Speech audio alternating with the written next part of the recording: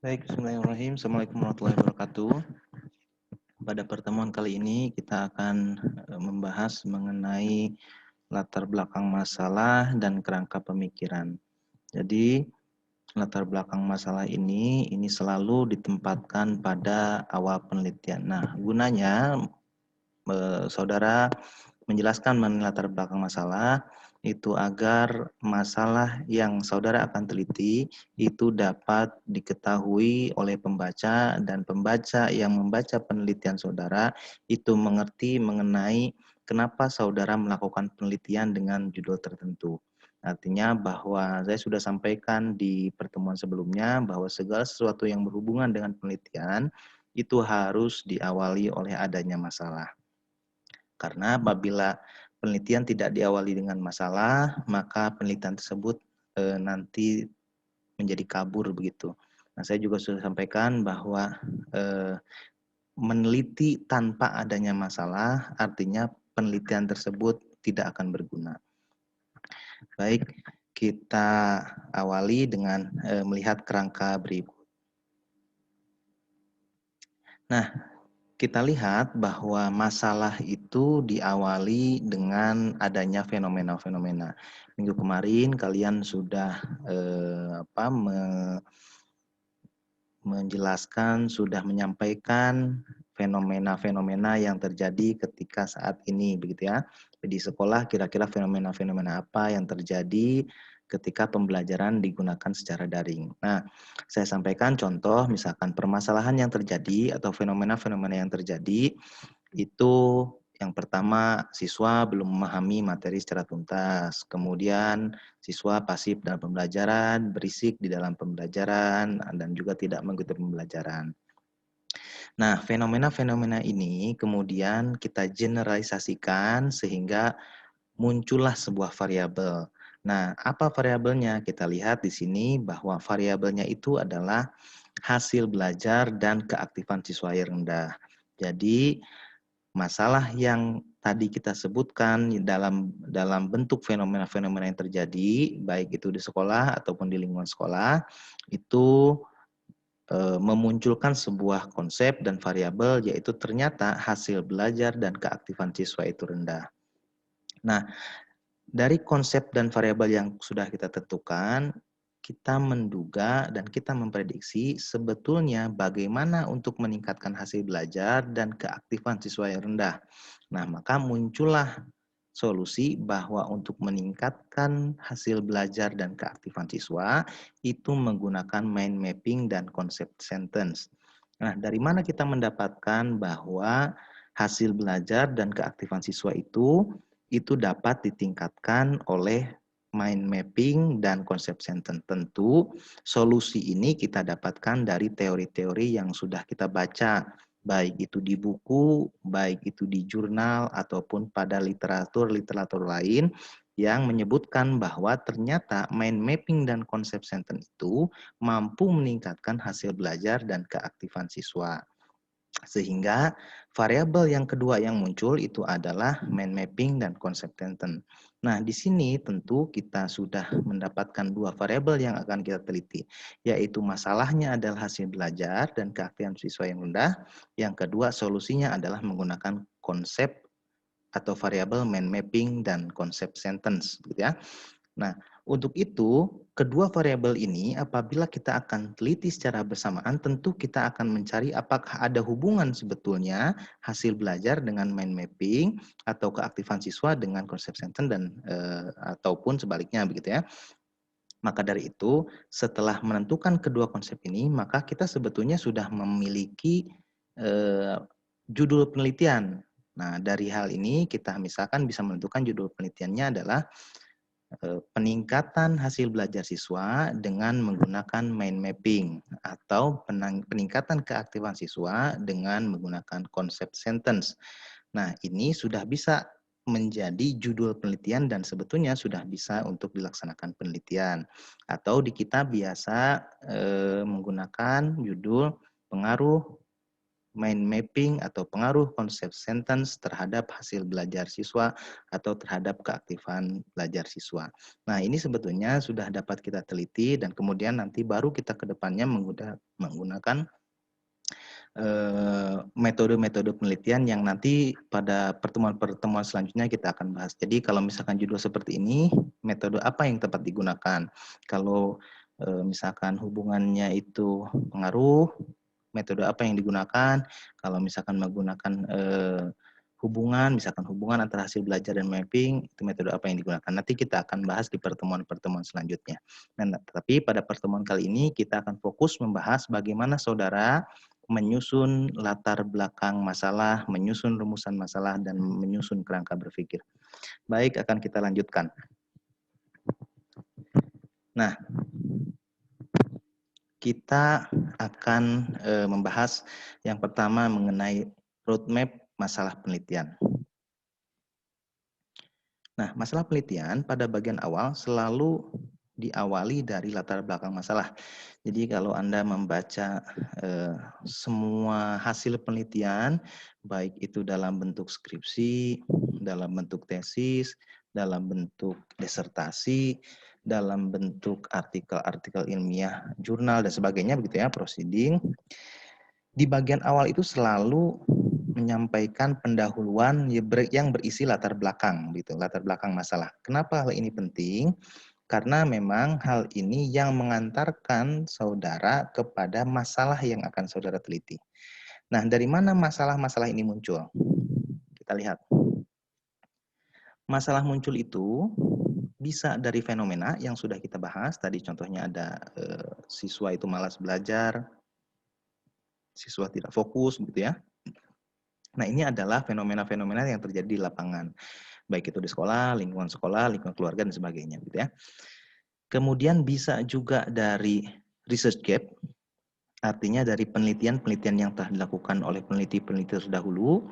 Kemudian ternyata memang ada dua penelitian yang berbeda hasil. Misalkan yang pertama menghasilkan bahwa hasil belajar itu mampu ditingkatkan oleh metode belajar mind mapping.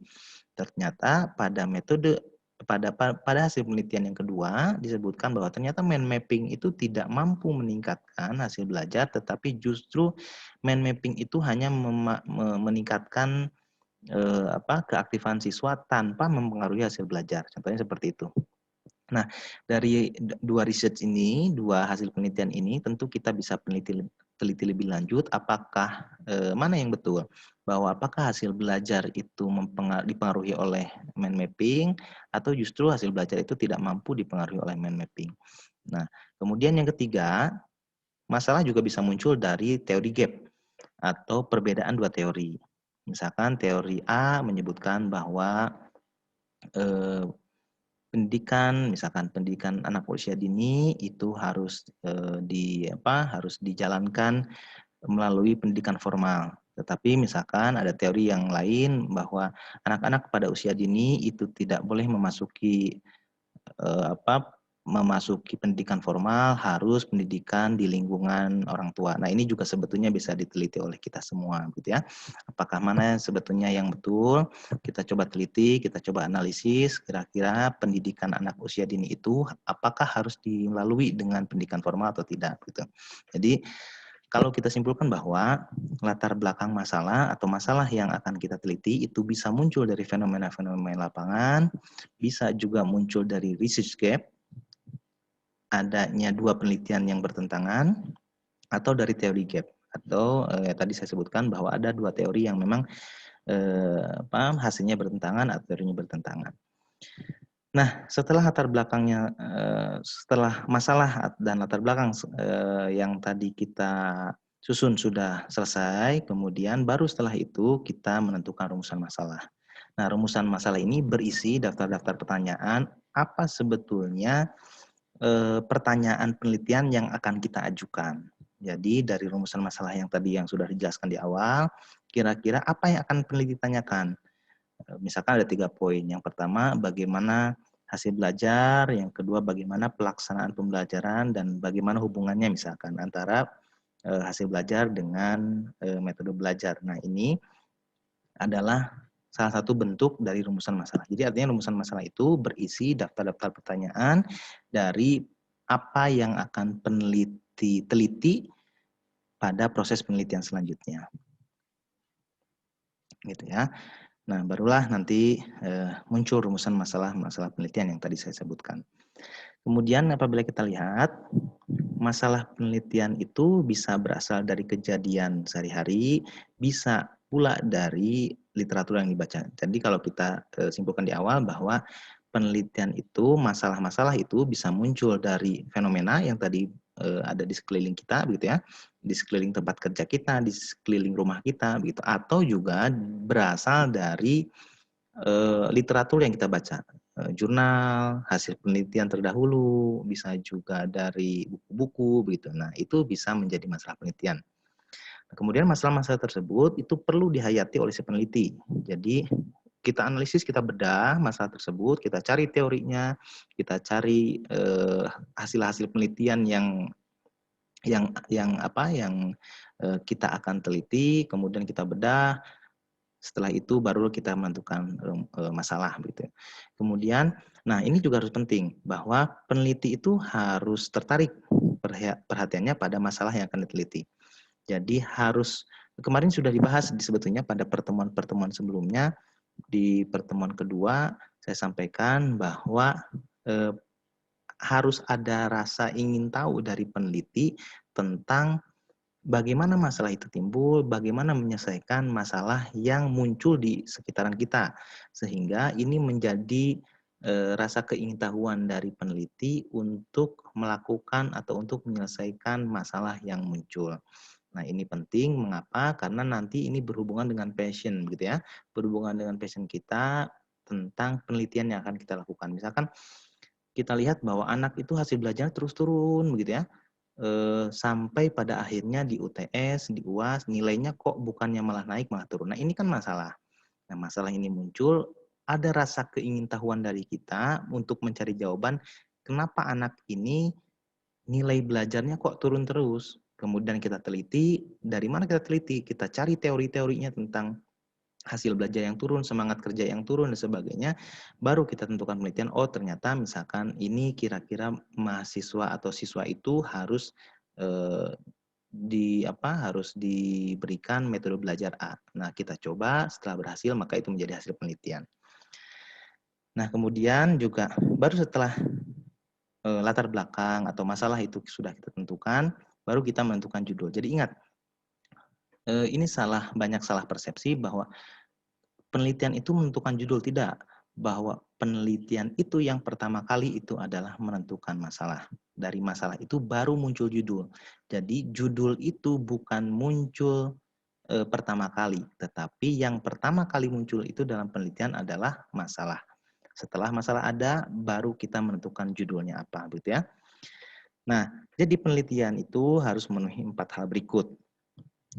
Yang tadi kita simpulkan bahwa yang pertama, bahwa peneliti harus sesuai dengan minat. Ini penting, bahwa ini berhubungan dengan passion kita, gitu ya. Bagaimana kita mau meneliti sesuatu, bagaimana kita mau melaksanakan penelitian, itu harus sesuai dengan keinginan.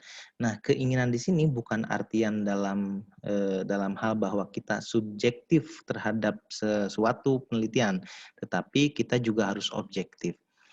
Kemudian yang kedua, penelitian ini dapat dilaksanakan. Nah, sebuah penelitian itu tentu harus memiliki variabel. Variabel itu adalah konsep yang memiliki nilai ukur. Jadi penelitian itu dapat dilaksanakan apabila variabel atau konsep yang telah kita tentukan itu mampu diukur. Contoh misalkan hasil belajar mampu tidak diukur, mampu. Kemudian ada ukurannya, tidak ada. Kemudian minat belajar itu ada ukurannya, tidak ada. Dari mana kita tentukan ukuran-ukuran tersebut? Tentu dari teori-teori yang telah kita baca. Maka dikenallah dengan indikator penelitian. Indikator penelitian itu adalah ukuran dari sebuah penelitian. Contoh begini. Ada pertanyaan, apakah si A itu ganteng atau tidak misalkan? Nah, ganteng atau tidak, pertama kali yang harus kita tanyakan, memang yang ganteng itu yang bagaimana misalkan gitu ya. Oh, yang ganteng itu ada kriterianya, ada indikatornya, ada cirinya. Misalkan yang ganteng itu yang tinggi, putih, misalkan, kemudian pinter. Nah, dari mana hal tersebut kita dapatkan? Hal tersebut kita dapatkan tentu dari teori-teori. Nah, sehingga penelitian itu mampu dijalankan. Yang pertama ada teori, yang kedua juga ada indikator yang mampu mengukur hal tersebut. Kemudian yang ketiga, penelitian itu juga harus tersedia faktor pendukung. Tentu ini juga penting. Faktor pendukung itu bisa faktor pendukung fisik, faktor pendukung non fisik. Faktor pendukung fisik, contoh kita juga butuh dana begitu ya, butuh penelitian itu ya tentu butuh uang yang harus dikeluarkan untuk melaksanakan penelitian. Kemudian juga misalkan kita butuh tempat untuk melaksanakan penelitian, itu juga faktor-faktor fisik. Faktor non fisik misalkan kita contoh butuh software-software begitu ya, butuh SPSS kalau kita menggunakan SPSS, kemudian kita juga butuh izin-izin dan sebagainya, itu tentu harus tersedia faktor-faktor pendukung. Yang keempat, hasil penelitian juga harus bermanfaat. Nah, kebermanfaatan penelitian tergantung dari bagaimana kita melakukan penelitian dan seberapa luas kita melakukan penelitian, juga seberapa dalam kita melakukan penelitian. Tentu penelitian itu akan menjadi sia-sia apabila tidak ada manfaatnya. Sehingga manfaat ini perlu kita perhatikan juga, apakah ketika kita melaksanakan penelitian itu ada manfaatnya atau tidak. Manfaat paling minimal itu adalah manfaat bagi peneliti, bagi kita sebagai orang yang akan meneliti. Manfaat lebih luasnya kita bisa berikan manfaat kalau di sekolah kepada guru, kepada sekolah, kepada lingkungan sekolah, bahkan kepada orang tua siswa. Nah, artinya bahwa hasil penelitian yang bermanfaat itu juga harus menjadi harus menjadi hal yang kita perhatikan. Nah, kemudian kita bahas mengenai penyajian latar belakang. Latar belakang itu harus dimulai dari hal-hal yang bersifat umum, kemudian mengerucut ke permasalahan yang bersifat spesifik. 4 hal yang perlu disajikan dalam latar belakang penelitian. Yang pertama, pengantar ke inti permasalahan. Jadi, apabila kita mau meneliti tentang hasil belajar, tidak secara tiba-tiba kita menjelaskan tentang hasil belajar siswa. Tentu hal ini harus diawali dengan kondisi pendidikan Indonesia, kemudian juga kebijakan mengenai pendidikan di Indonesia. Baru nanti setelah itu kita bahas secara umum gitu ya, pendidikan di Indonesia, kemudian sistem pembelajaran di Indonesia, kemudian juga hasil-hasil belajar yang ada di Indonesia, pandangan misalkan pandangan dari negara-negara lain terhadap pendidikan Indonesia, kemudian juga misalkan hasil dari tes pendidikan di Indonesia secara umum begitu, kemudian mengerucut sampai spesifik ke dalam hasil belajar di SMA tertentu. Jadi tidak bisa kita tiba-tiba menentukan hasil belajar, misalkan pada latar belakang itu hasil belajar siswa di SMA ini rendah misalkan. Tidak bisa seperti itu. Jadi harus dimulai dari hal yang umum, kemudian kita bahas pengantar kepada inti permasalahan, yaitu hasil belajar. Setelah itu kita menentukan spesifik. Nanti saudara bisa melihat contoh-contohnya di deskripsi yang kakak-kakak kelas saudara sudah buat, atau juga di jurnal-jurnal penelitian, atau juga pada hasil-hasil tesis, disertasi yang relevan dengan penelitian kita. Nah, kemudian yang kedua, harus ada bukti atau fakta adanya permasalahan. Nah, ini yang penting, bahwa ketika kita menyatakan bahwa hasil belajar rendah, tentu harus ada buktinya. Nah, ini sering keliru di kakak kelas saudara, bahwa misalkan judulnya itu masalah yang disampaikan di awal itu tentang minat belajar siswa yang rendah. Tetapi pada saat dilihat di latar belakang penelitian, tidak ada satupun poin yang menyebutkan, yang membuktikan, yang menyangkut data tentang minat belajarnya yang rendah. Nah, ini akan menjadi pertanyaan sebetulnya bagi para pembaca, bagi orang-orang yang mengkritisi penelitian saudara. Dibilang di awal bahwa ada ada masalah di minat belajar, tetapi ketika dibaca latar belakang kok tidak ada data bahwa minat belajarnya itu rendah. Sehingga pada latar belakang itu penting memasukkan data penelitian awal yang menyatakan bahwa ada masalah di penelitian saudara. Kalau tadi saya sampaikan minat belajar rendah, maka harus ada data mengenai minat belajar siswa yang rendah. Nah, data itu dari mana? Bisa didapat dari fenomena-fenomena yang terjadi tentunya. Dari observasi kita, dari hasil wawancara, dan sebagainya. Tetapi yang paling penting itu harus ada bukti atau fakta yang menyatakan bahwa ada masalah pada minat belajar siswa. Begitu juga masalah-masalah yang lain. Contoh hasil belajar. Maka harus ada bukti dan fakta bahwa hasil belajarnya itu kurang dan hasil belajarnya misalkan rendah. Gitu ya. Kemudian yang ketiga, permasalahan pada variabel yang dipilih. Nah, tadi ini sebetulnya sudah dibahas di awal bahwa variabel itu penting. Variabel itu merupakan konsep atau konstruk yang memiliki nilai ukur. Jadi tidak bisa kita meneliti tanpa adanya nilai ukur pada sebuah variabel. Kalau tadi saya sebutkan bahwa minat belajar itu apa variabelnya, misalkan minat belajar yang tinggi itu indikatornya adalah rajin masuk kelas, misalkan rajin menanya, rajin mengerjakan tugas, rajin berdiskusi. Nah, itu ciri-ciri minat belajar yang tinggi. Artinya ketika seseorang memiliki minat belajar tinggi, maka ukurannya itu indikator-indikator yang tadi. Kemudian yang keempat adalah pernyataan masalah penelitian. Nah, pernyataan masalah penelitian itu berhubungan dengan fenomena-fenomena yang terjadi. Jadi fenomena-fenomena apa yang muncul, kemudian kita generalisasikan dari fenomena-fenomena tersebut, jadilah sebuah variabel. Nah, variabel ini nanti yang akan kita teliti, gitu ya. Jadi dalam menyajikan latar belakang itu ada 4 hal yang perlu disajikan. Yang pertama, pengantar kepada inti permasalahan, yaitu tadi saya sampaikan bahwa hal-hal yang sifatnya umum, kemudian kita hantarkan kepada hal-hal yang lebih spesifik, gitu ya. Kemudian yang kedua, bukti atau fakta adanya permasalahan. Jadi data itu penting, data masalah yang akan diteliti. Kemudian yang ketiga, permasalahan pada variabel yang dipilih. Jadi variabelnya apa begitu. Kalau misalkan tadi hasil belajar ya variabelnya berarti hasil belajar. Kemudian kalau minat belajar ya variabelnya berarti minat belajar. Kemudian yang keempat, pernyataan pada masalah penelitian. Nah, ini juga penting bahwa apa sebetulnya masalah yang terjadi di lapangan atau apa sebetulnya masalah yang akan saudara teliti. Nah, apabila kita lihat penyajian latar belakangnya akan seperti ini. Nah, dalam merumuskan data, dalam penelitian tadi sudah saya sampaikan bahwa proses berpikir untuk merumuskan sebuah penelitian, data itu harus dari mulai data nasional begitu. Kalau tadi indeks belajar siswa di Indonesia misalkan. Kalau lebih bagus lagi nanti spesifik ke kabupaten, provinsi begitu ya. Kemudian ke kecamatan hingga ke institusi yang akan kalian teliti. Misalkan di data nasional itu tentang bagaimana tingkat pendidikan di Indonesia begitu ya, tinggi atau rendah. Kemudian bagaimana hasil belajar di Indonesia tinggi atau rendah, bagus atau tidak begitu ya. Kemudian mengerucut kepada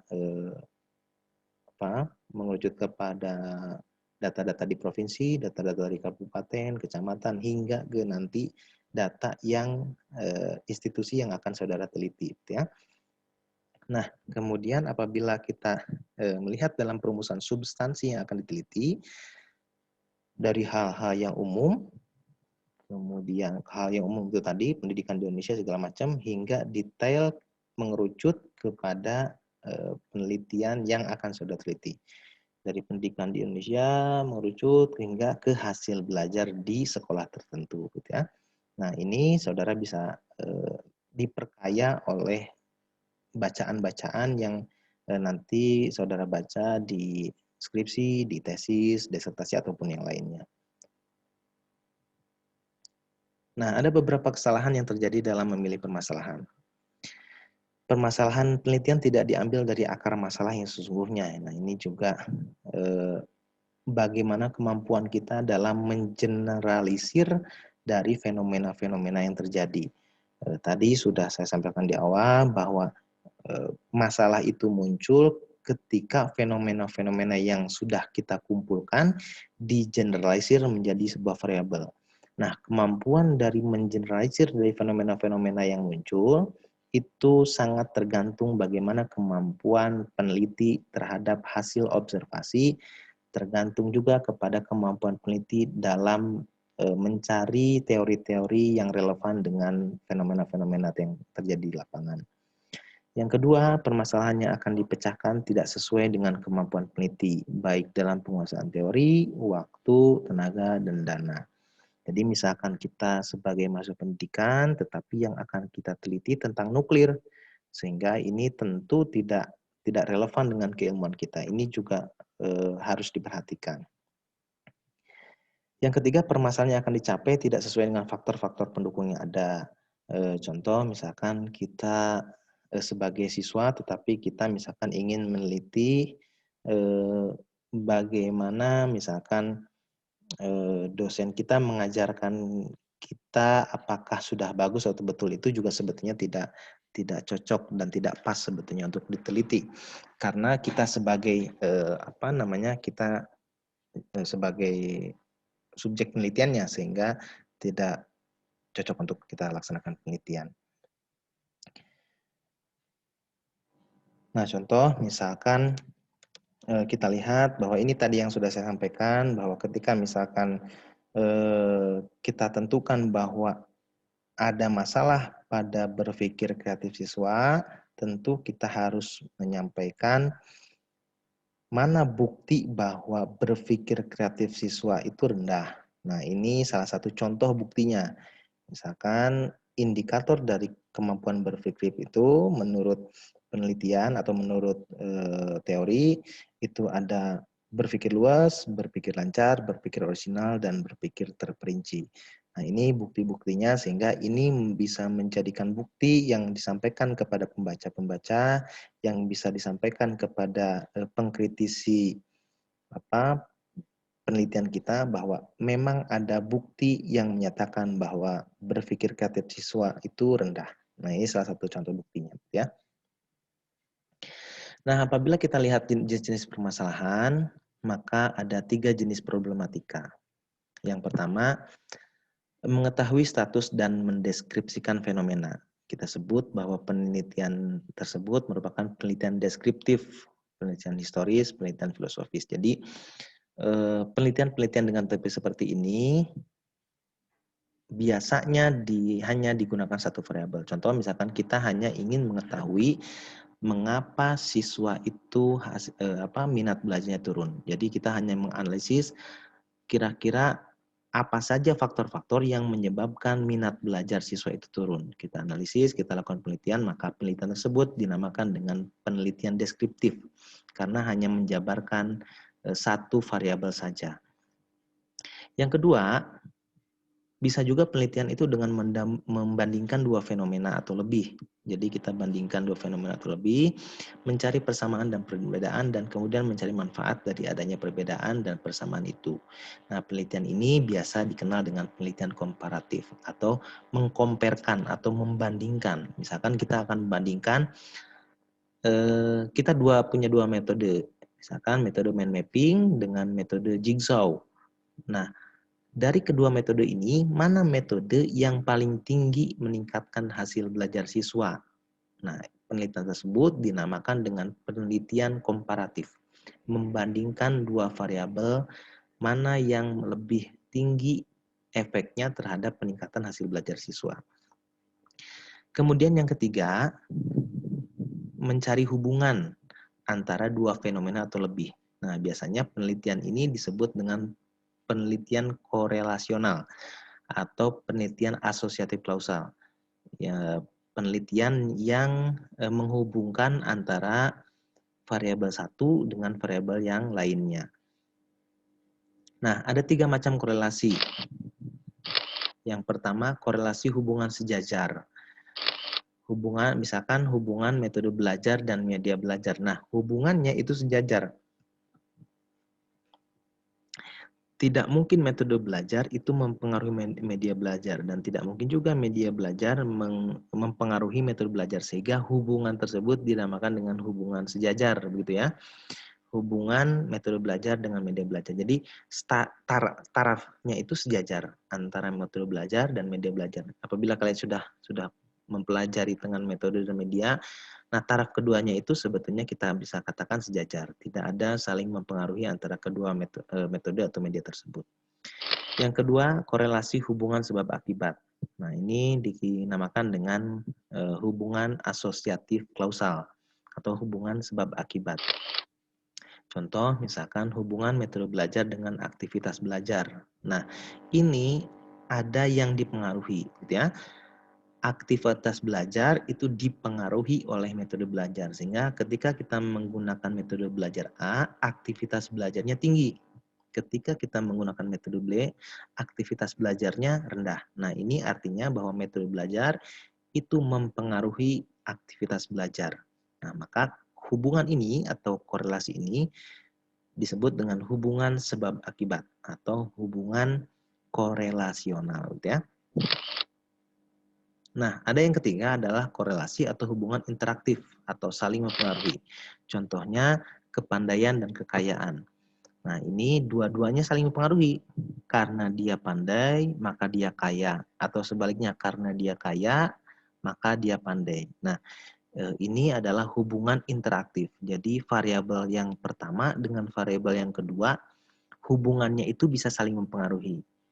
Jadi, tadi saya sampaikan bahwa ketika dia pandai, maka dia kerjanya misalkan di tempat yang strategis, sehingga dia mudah untuk kaya. Artinya, kepandaian itu mempengaruhi kekayaan seseorang, gitu ya. Ketika dia pandai, maka kekayaannya tinggi. Atau sebaliknya, karena dia kaya sehingga dia belajarnya juga bisa di GO begitu ya, bisa pelatihan ke sana ke sini, bisa menambah ilmu ke sana ke sini, membayar pengajar yang berkualitas dan sebagainya sehingga dia menjadi pandai.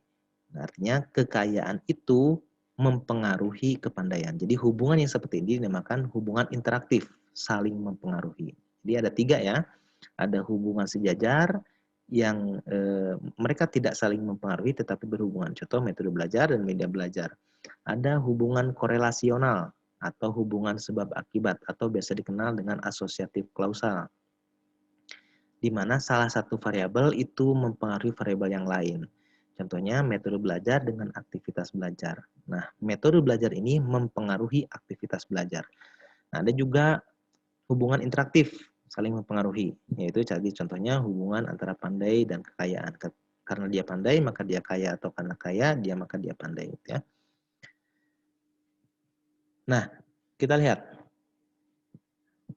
Kalau peneliti ingin mengetahui status sesuatu, maka judulnya itu dapat dirumuskan misalkan studi deskripsi tentang penelitian tentang pendapat bla bla bla bla, tanggapan masyarakat tentang bla bla bla bla begitu ya. Kalau peneliti ingin membandingkan status dua fenomena atau lebih, maka judulnya misalkan studi komparasi antara metode A dengan metode B terhadap apa gitu ya. Atau misalkan penelitian komparasi antara metode belajar A dengan metode belajar B terhadap apa begitu ya. Kemudian kalau peneliti ingin mengetahui hubungan antara dua fenomena atau lebih, maka kalau korelasinya sejajar, tadi kita sudah bahas ada korelasi sejajar, korelasi yang saling mempengaruhi, ada juga korelasi klausalitas. Kalau korelasinya sejajar, maka penelitiannya bisa berbunyi korelasi antara apa dengan apa. Atau misalkan hubungan antara apa dengan apa. Atau studi korelasi antara apa dengan apa. Tentu yang titik-titik ini kita isi dengan variabel yang sudah kita tentukan. Nah, untuk korelasi sebab akibat, judulnya bisa pengaruh apa terhadap apa gitu ya. Atau misalkan efek pembelajaran metode A terhadap hasil belajar misalkan. Itu untuk sebab akibat.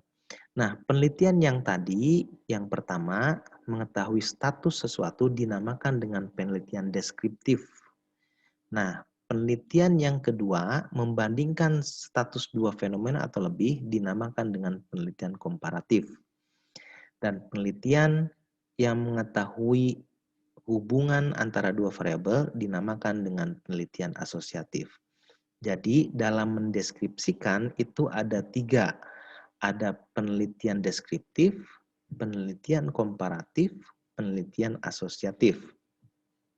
Penelitian deskriptif itu peneliti berusaha mendeskripsikan variabel tertentu, misalkan bagaimana motivasi belajar siswa. Nah, ini adalah penelitian deskriptif. Jadi mendeskripsikan satu variabel saja. Yang kedua, penelitian komparatif, membandingkan dua variabel. Tadi contohnya studi komparasi antara variabel A dan variabel B terhadap hasil belajar. Nah, jadi nanti mana yang lebih tinggi, apakah metode A atau metode B, begitu ya? Atau penelitian asosiatif. Penelitian asosiatif ini penelitian yang memiliki hubungan antara dua variabel. Tadi sudah kita jelaskan di awal, gitu ya. Baik. Nah, kita lihat rumusan masalah penelitian.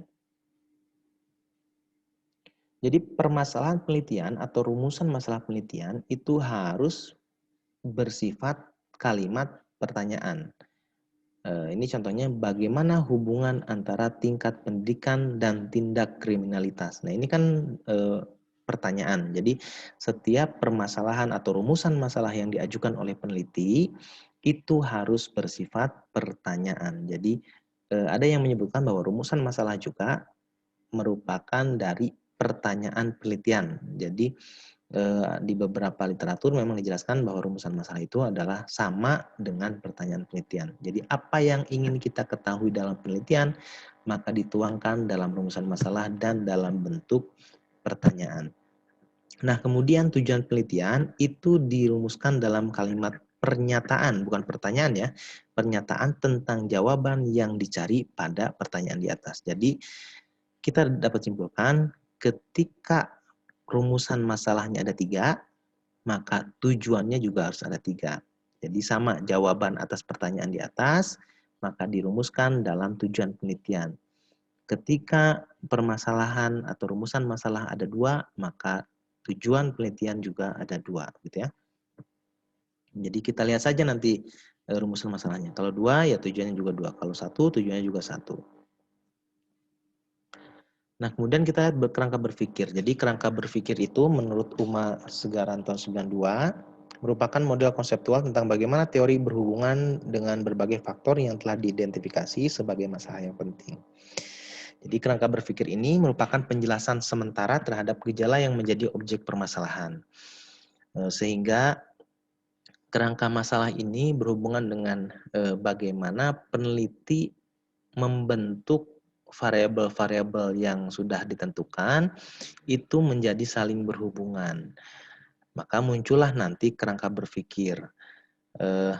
Kita menentukan tadi misalkan bahwa hasil belajar itu dipengaruhi oleh metode belajar A. Maka dalam kerangka berpikirnya kita harus mampu menjabarkan bagaimana sebetulnya metode belajar A ini mampu mempengaruhi hasil belajar.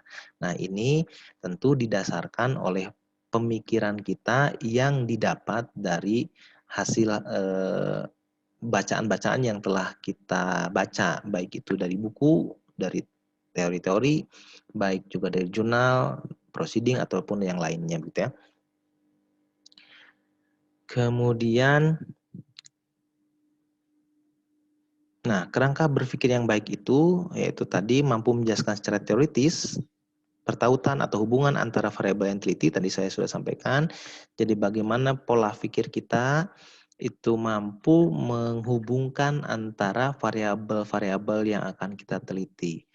Variabel A atau variabel biasa kenal variabel X, bagaimana bentuknya dan bagaimana konsepnya sehingga variabel X ini kita anggap mampu mempengaruhi variabel yang akan kita teliti.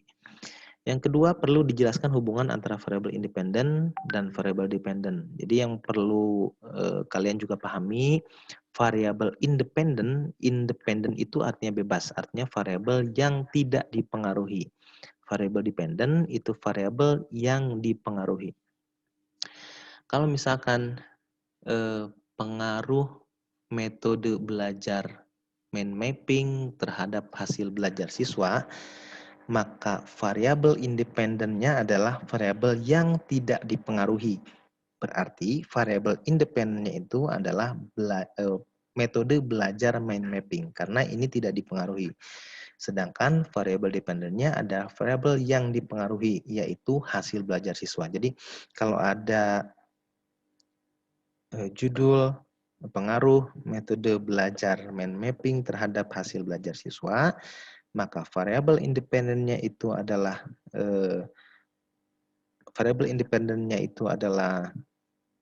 metode belajar mind mapping dan variabel dependennya itu adalah hasil belajar siswa.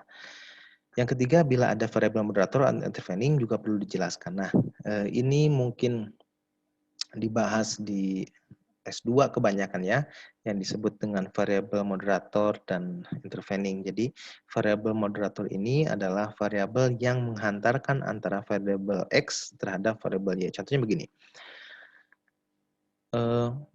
Pengaruh tadi metode mind mapping terhadap hasil belajar siswa. Nah, setelah kita baca-baca penelitian, kita baca-baca dari teori-teori, hasil-hasil jurnal, ternyata metode mind mapping itu tidak semerta-merta langsung mempengaruhi ke hasil belajar. Nah, kita sudah baca ternyata metode mind mapping itu sebelum ke hasil belajar, itu ternyata mempengaruhi dulu ke aktivitas belajar. Sehingga kita dapat tentukan bahwa aktivitas belajar itu menjadi variabel yang menghantarkan mind mapping mempengaruhi hasil belajar. Jadi penelitiannya menjadi seperti ini. Pengaruh mind mapping terhadap hasil belajar siswa dengan aktivitas belajar sebagai variabel moderator. Artinya aktivitas belajarnya ini yang menghantarkan metode mind mapping terhadap hasil belajar siswa. Nah, ini merupakan variabel moderator. Gitu ya, variabel yang menghantarkan.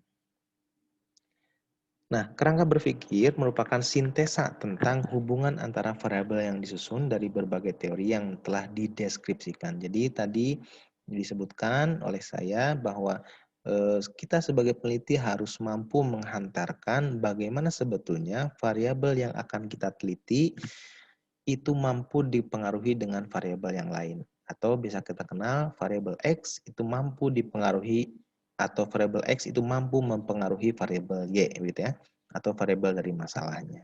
Nah, itu adalah kerangka berpikir yang baik. Baik, terima kasih saya sampaikan pertemuan kali ini. Semoga bermanfaat. Billahi taufiq hidayah. Wassalamualaikum warahmatullahi wabarakatuh.